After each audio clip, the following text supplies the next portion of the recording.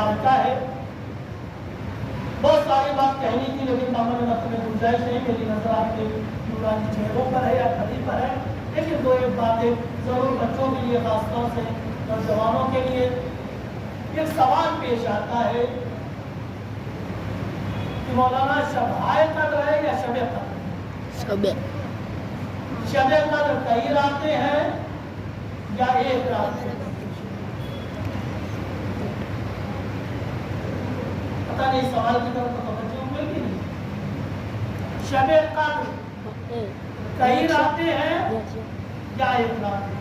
याद रखिएगा 365 रातें हैं साल में, उसमें सिर्फ एक रात को शब-ए कद्र है।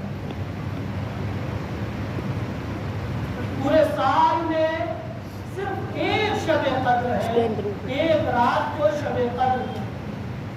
अब ये अल्लाह ताला का लुत्फ है, करम है कि अल्लाह ताला ने हर रात को हमारे लिए मशगूल नहीं रखा कि पता नहीं तो शब-ए कद्र कौन सी रात है। बच्चे एग्जाम देते हैं, उस्ताद पढ़ाता है, मोटी किताब होती है, चैप्टर मुहैया कर देते हैं, बेटा घबराओ नहीं, परेशान ना होना, एग्जाम नजदीक है तो पूरी नहीं पढ़ पाओगे, तो कम से कम ये 3 चैप्टर जरूर पढ़ लेना। माह रमजान की 19, 21, 23 और 3 मुहैया करने के बाद भी कहा 23, अगर 19 छूट गई है तो कोई बात नहीं है, 21 छूट गई है तो कोई बात, इसका मतलब ये नहीं कह रहा हूँ कि आप छोड़ दीजिए, 23 को जरूर कर दीजिए। यानी शब-ए कद्र एक रात है, इस रात में कुरान नाज़िल हुआ। दूसरा एक सवाल है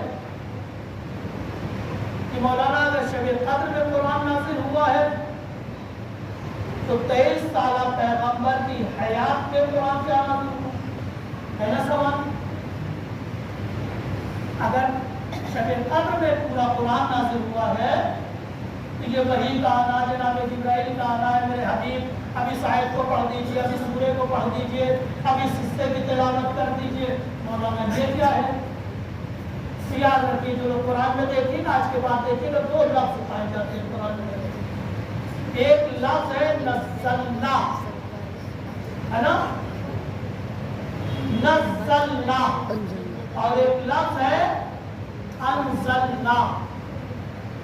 बाद जगह नज़्ज़लना आया है और बाद जगह अंज़लना, दोनों के माना सेम है, दोनों के माना नाज़िल करने। अंज़लना का